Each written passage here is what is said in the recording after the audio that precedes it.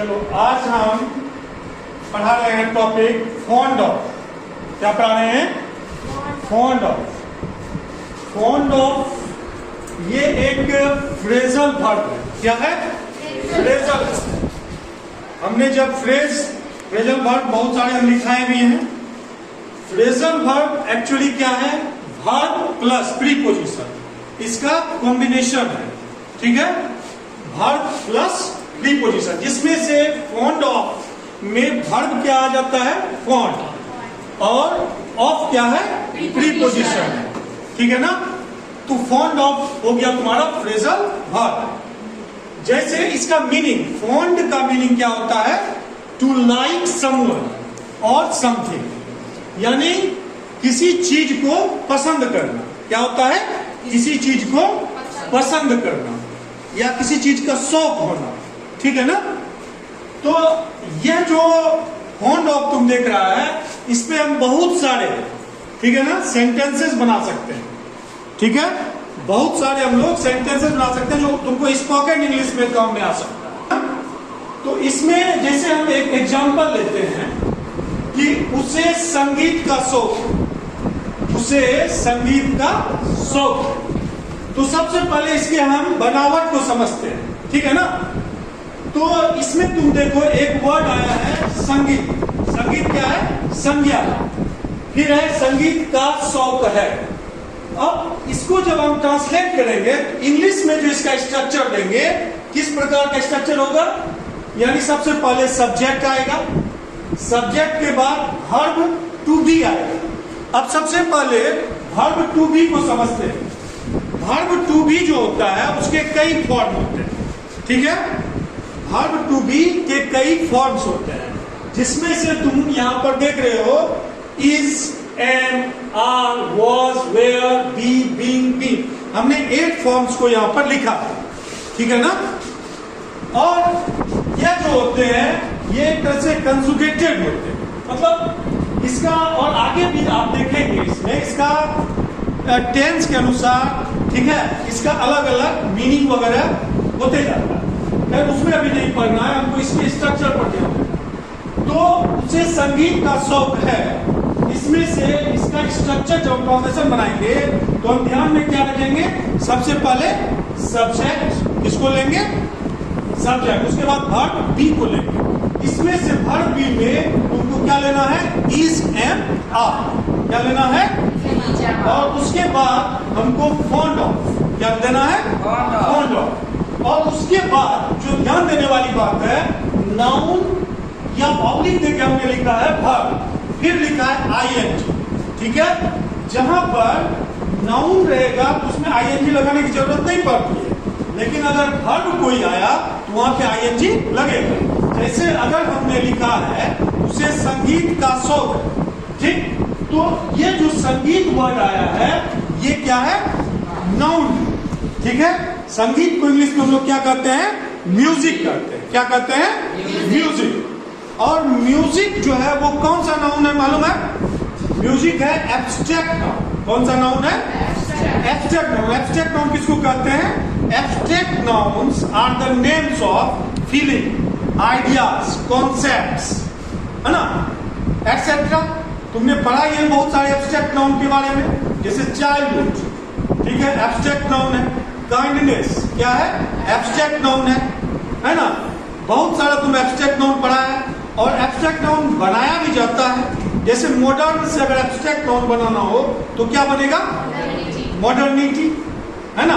उसमें क्या कर रहे हैं? ITY ऐड करके बना रहे हैं। काइंड से, काइंड जैसे एडजेक्टिव है, उससे अगर एब्स्ट्रैक्ट नाउन बनाते हैं तो क्या होगा? काइंड का काइंडनेस। ठीक है ना?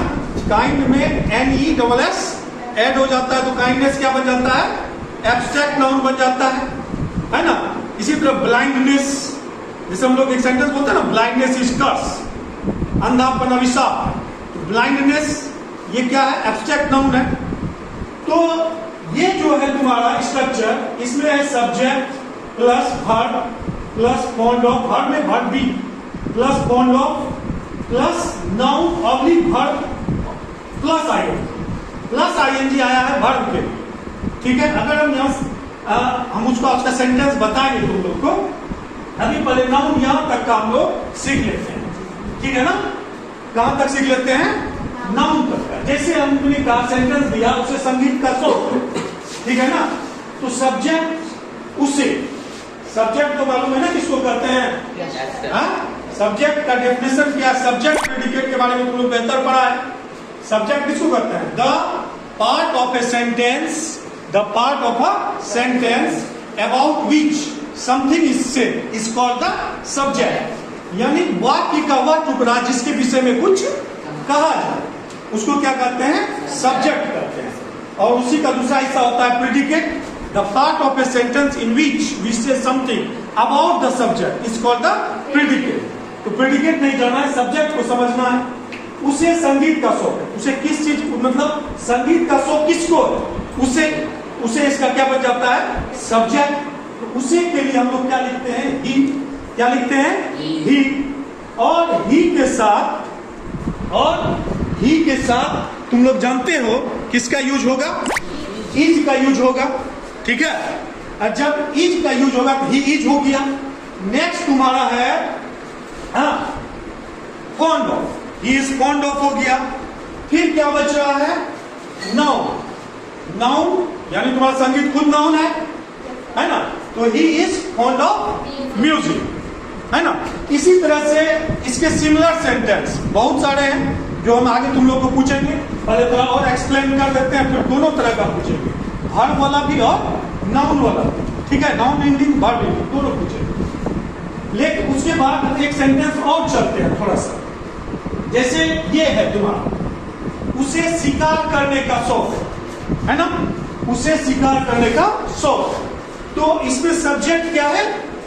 सब्जेक्ट क्या है? उसे का क्या लिखे? ही के साथ एस यूजुअल क्या लगा? इज, ठीक है। नेक्स्ट, स्ट्रक्चर को हमेशा माइंड में सेट रखना है, ठीक है। स्ट्रक्चर क्या है तुम्हारा? हमेशा सेट रखना है। Subject plus is am are, ठीक है, plus fond of plus noun और वर्ब प्लस आईएनजी, ठीक है। तो ही इज फॉन्ड ऑफ तक आ गए। उसके बाद शिकार करना, यहां तक भर है ना। तो उसका क्या होता है? हंट मीन्स होता है शिकार करना। और हम यहां पर देखो स्ट्रक्चर में आईएनजी लगेगा, तो he is fond of hunting, है ना। अब मान लो इसमें कोई चीज ऐड होगा, ठीक है। जैसे उसे हिरन के शिकार करने का शौक है, he is fond of hunting dears, ठीक है। He is fond of hunting Lions. ये बात की चीजें हैं, ठीक है, जो इसके बाद इसमें ऐड हो जाएंगी। बात समझ गए ना। चलो अब हम तुम लोग से, तुम्हें बतलाना है उसे टेनिस खेलने का शौक। He is fond of playing tennis. He is fond of playing tennis. That's good. Sit down. इन लड़कों को गाने का शौक है। These boys are singing. No, you are missing something. Fond of singing. Once again. These boys are fond of singing. ठीक है, अभी के लिए एक और हम तुमसे पूछते हैं। जैसे मोहित को स्नान घर में गाने का शौक है। Mohit is fond of singing in the bathroom. Very nice, sit down. आपको बताना है मुझे भ्रमण करने का, ये मुझे घूमने फिरने का शौक है। I am fond of traveling. I am fond of travelling. That's nice. उसे जुआ खेलने का शौक है। He is fond of betting, fond of gambling. Gambling. That's. आपको बताना है तुम्हें कॉफी का शौक है। तो आदित्य आपको बताना है सीता को नए कपड़ों का शौक है। Sita is fond of new clothes. Sita is fond of, Sita is fond of new clothes, है ना। थोड़ा सिमिलर साउंड होता है, फाउंड, फॉन्ड, है ना। तो थोड़ा सा उसको क्लियर करके बोलना है ना। Fond, fond. Fond, fond, okay, fond of. Next, आपको बताना है आदर्श को नएपन का शौक है। Others is fond. No. Novelty. Novelty और न्यूनेस, ठीक है, दैट्स गुड। मोहित आपको बताना है, प्लीज सिट डाउन। मुझे गुड़ियों का शौक है। I am fond of dogs. I am fond of dogs, that's nice, thank you.